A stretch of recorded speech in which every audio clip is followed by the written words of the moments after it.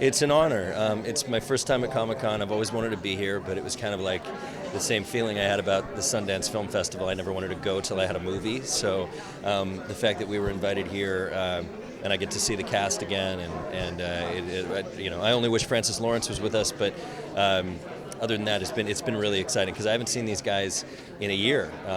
When we were on set, nearly a year ago. So they're just a tremendous group of people, and that camaraderie came back instantly when they all got back together, and it was great to see that.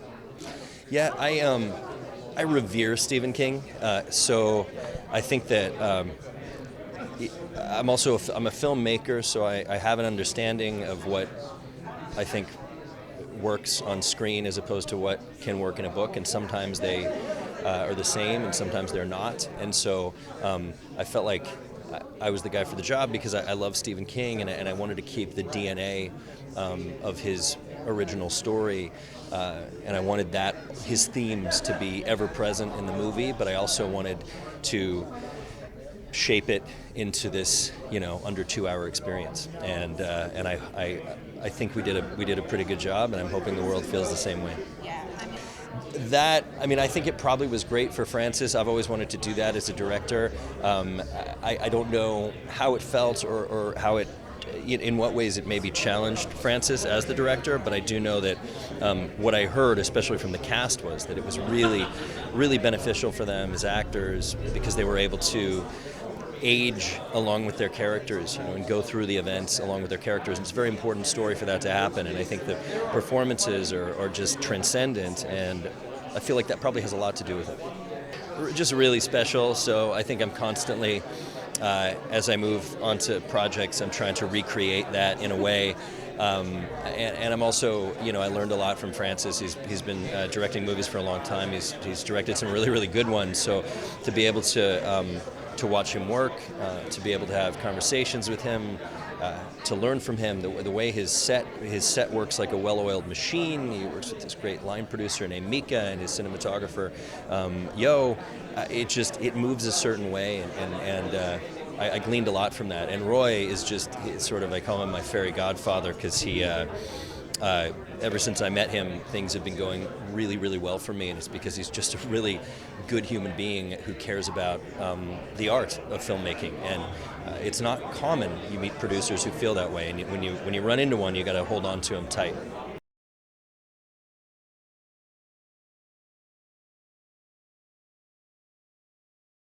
I'm very excited and thrilled to be able to meet everybody again and to talk about it in front of the group of people at Hall H. And I think it's his first time and to see Hall H, and it's just going to be fun.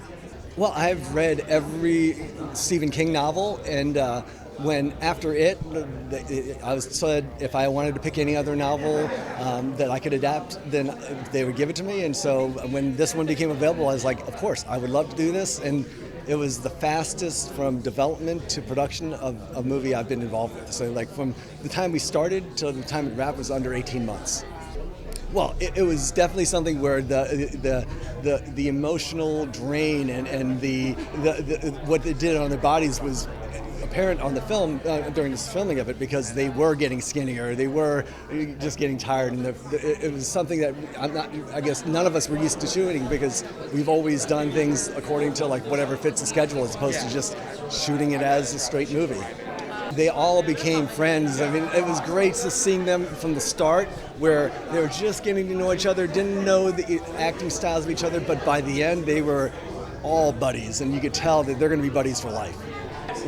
Francis, this is actually my first time working with Francis, and he's so collaborative, and he's the most humble person that on the set. It was just really wonderful working with him.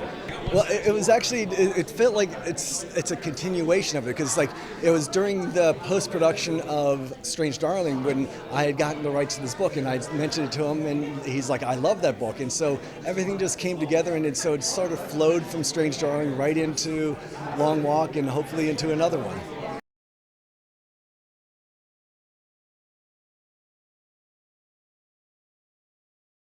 These guys, I'm telling you, the young people playing the walkers are the real heart and soul of the movie, just like in the book. And they did a great job of adapting the book Stephen King's happy, so that when he's happy, I'm happy. And I had some reservations about the violence, but after a phone call with Francis Lawrence, I was so ready to do it. I mean, I do my homework. I went to IMDb and I watched all of the Hunger Games and all of his movies, and I thought he's the perfect guy to do this, and I'm glad I did. Well, it's this weird sort of retro, futuristic, dystopian society where the government sponsors these things. I'm the nominal antagonist, but the state is really the antagonist. I don't know. I mean, you just have to accept the premise. It's bonkers.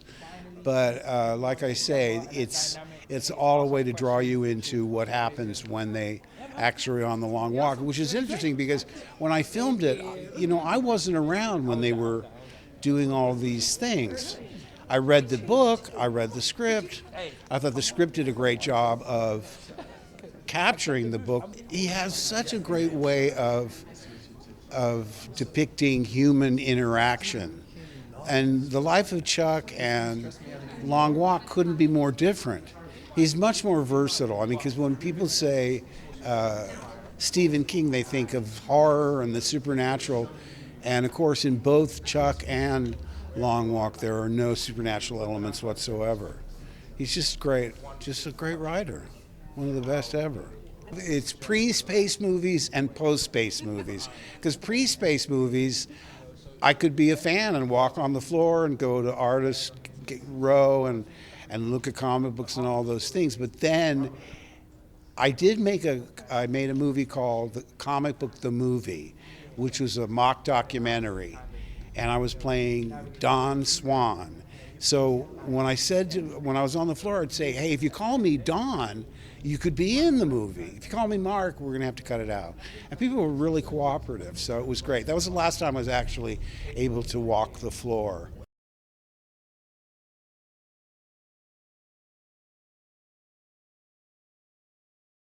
Oh man, I mean, being here, with the lads, with the team, it means so much, and this environment is hectic and crazy and exciting, and like getting to experience that, I think, my first time in America, do you know what I mean? Like it's been such a journey, but no, it's great, and we've worked so hard, and we finally get to show the world what we've been working on, and we have this excitement build up. We can't share certain things, but now it's like we're letting go, and it's beautiful. It's beautiful. Obviously, I think he says it in the first trailer.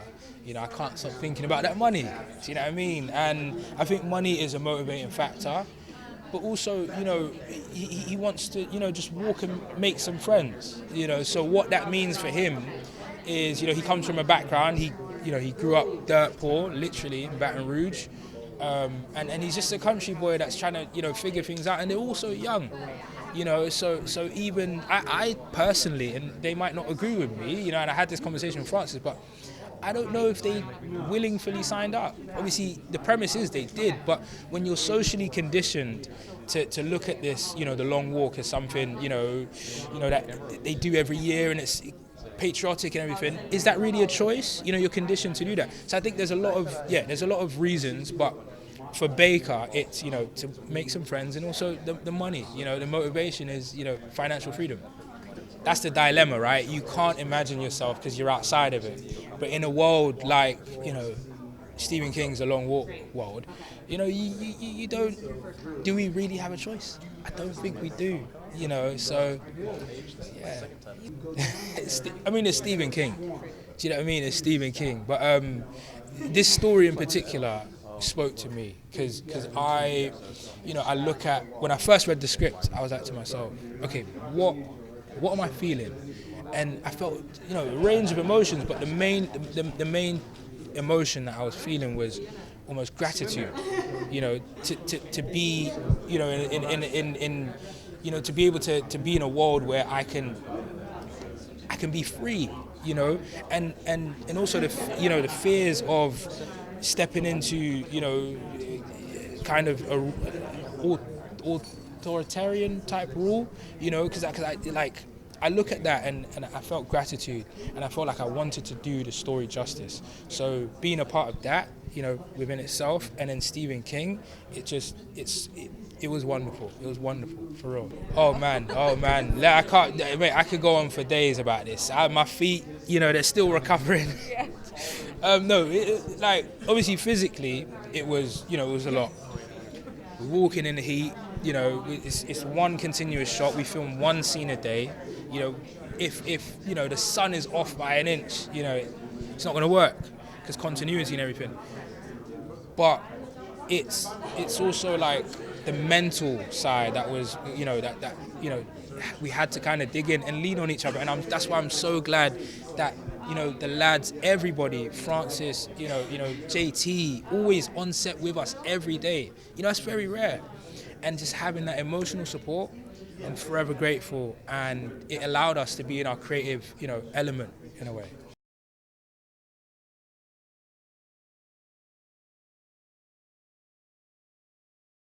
I didn't expect it to be as emotional for me. I was walking the floor yesterday, and what kind of came over me was a sense of like community, and seeing how happy, I could get emotional thinking about it, how happy everybody was to be here and like to celebrate their fandoms and to find community within that, and people from all walks of life, all places, all colors. It was amazing to see, and not to mention how dope the cosplays are too, and to like cosplay with pride and to be able to compliment people and say, damn, it looks great, I know who you're cosplaying as. So I loved it, and I've never experienced anything like this in my life. Comic-Con is unlike anything I've seen. It's been on my bucket list to go to Comic-Con since I was 9, and to be here now walking the carpet next to Mark Hamill is a really cool life moment.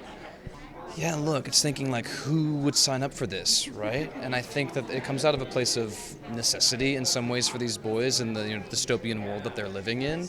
And Stebbins has a very unique reason for joining the Long Walk, something that I don't want to necessarily spoil for fans, but fans of the book will have been aware. And I think it's a very dynamic thing to watch Stebbins' performance and like his motivation change from the beginning of this walk then towards the end. Of course, you've seen the film. And I think going into it with this idea of, I'm going to beat all of these boys, and I don't want to get close to them because I don't want to hurt them. You know, I don't want to hurt myself because I know I'm going to beat them all. And to see that kind of shifting throughout the film, I think is a really cool thing to see as an audience member, but as an actor to play, it was a really cool thing to be able to play. Well, let me tell you, I walked 261 miles on that movie, so I feel like we paid our dues here, and we walked quite a while. I mean, it was towards the end. You know, look, at the beginning, I remember standing on set with Ben Wong, who played the Karate Kid, so cool, and it's 100-degree heat, and there's 50 boys, and we're all walking through this neighborhood, and it is just grueling. We walked 12 miles that day. And I remember after our first take, Ben turned to me and he goes, what on earth did we get ourselves into? And so it was hard at the beginning because, you know, you're breaking your feet and you're getting these blisters going and you break these shoes in, but then towards the end of the production, I felt like I could walk forever.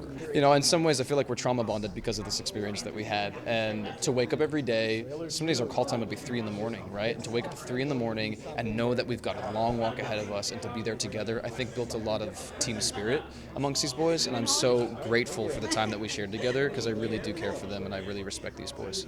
I mean, Stephen King is a legend, right? We all know The Shining, we all know Carrie, we all know Misery, like, Stand By Me, The Green Mile. He is a legend. He's a living legend. And to be able to bring an iconic Stephen King character to life in his lifetime is one of the greatest honors of my life. Not only to mention like a fan favorite character as Stebbins, you know? He had to approve all of our castings, and so to know that he gave his blessing to be able to, for me to play Stebbins was really meaningful to me. Hunger Games is what made me want to become an actor. I was a young kid, I remember watching it in my small town in Texas, and I saw this on the big screen, and I said, I want to do this, you know? And so full circle moment 12 years later, to be able to be working with the creator and the filmmaker behind the Hunger Games was so meaningful. And I tried to not get in my head about it, you know. I tried to not psych myself out for this audition, but I understood, you know, the gravitas that he carries, that Francis carries, and it does not pass me by. I am grateful for it every day to have worked with him. JT, who's standing right there, talented man. He wrote Strange Darling. He directed Strange Darling. His adaptation of our book is so expert. I love you, JT. Is so expert, and he elevated this the source material that Stephen King wrote, and has gifted fans a new alternate world that's still the same font, and like you have new fresh ideas in it, and I think he did an amazing job at creating this. And of course Roy, who's standing right there, producer of the Minecraft movie. I mean, it's an honor.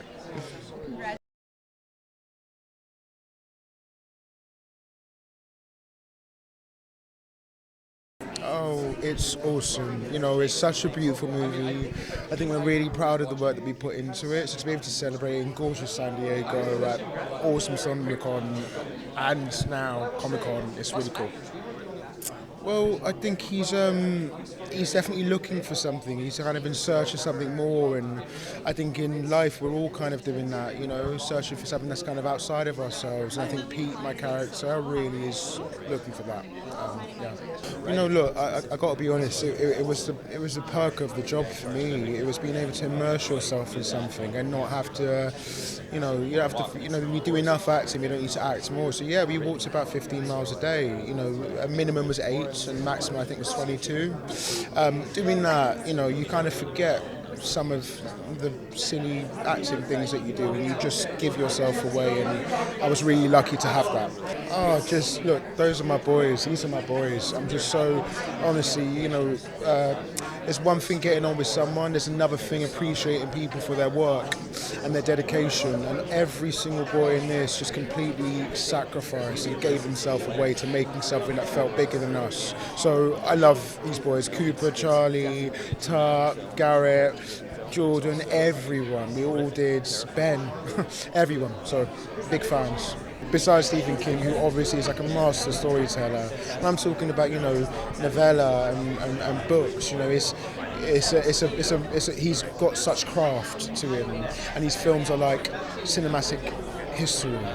So to be part of one of those is amazing. But also Francis Lawrence and loving JT, who's next to me now. You know, it's a community of making something that feels really special. So I'm honoured to be a part of it.